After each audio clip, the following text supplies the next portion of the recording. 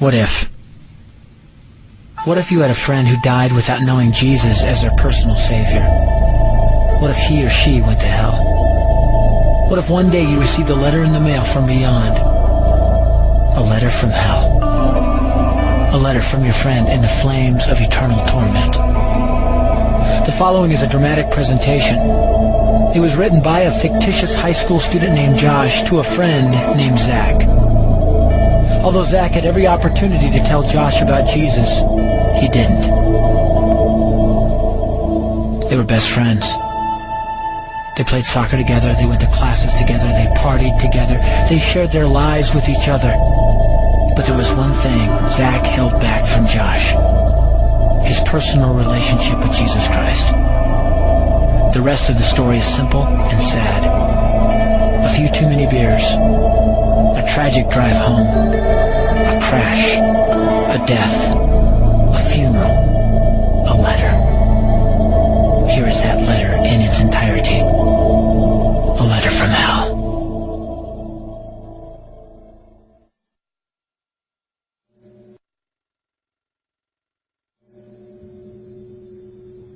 Dear Zach, I died today. It's a lot different than I expected. You see, I always thought dying would bring me into a world that's foggy and hazy. But this place is crystal clear. It's even more real than my life on Earth. I can think.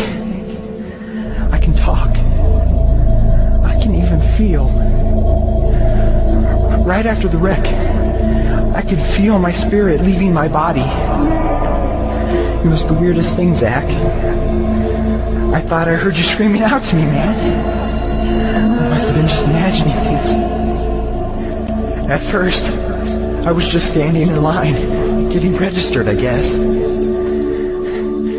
They asked me for my name and began to look in this thing they called the Book of Life. I guess they couldn't find it though, because this huge angel standing next to me grabbed me by the arm and started dragging me away. I was terrified. I had no idea what was going on. I asked the angel where he was taking me, but he didn't answer. So I asked him again. Finally, he told me that only those whose names were written in the Book of Life could enter into heaven. And the rest would be condemned to hell forever. Man, I was scared.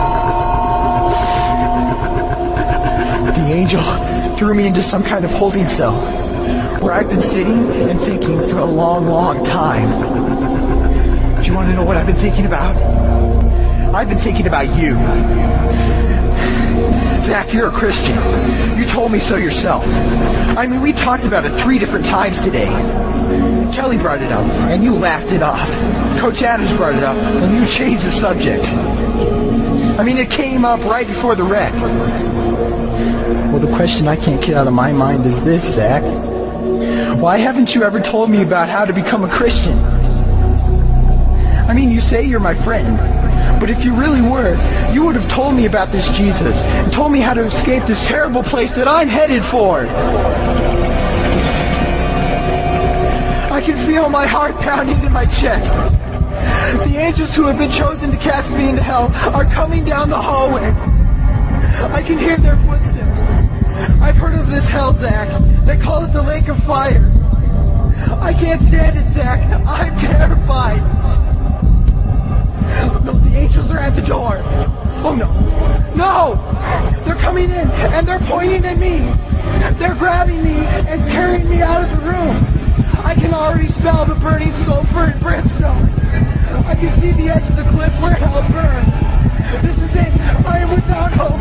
We're coming closer. Closer. Closer. My heart is bursting with fear.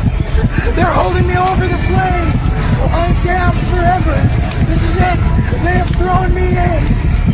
Fire. Pain. Hell. Why, Zach? Why didn't you ever tell me about Jesus?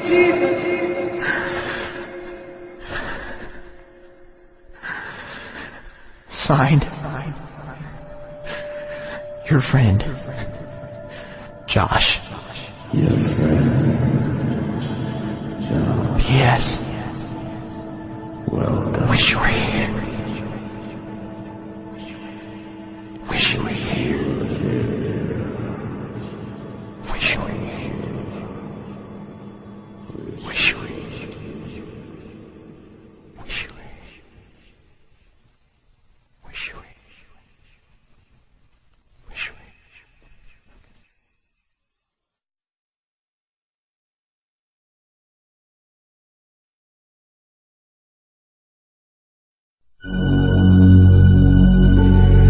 Don't bother me.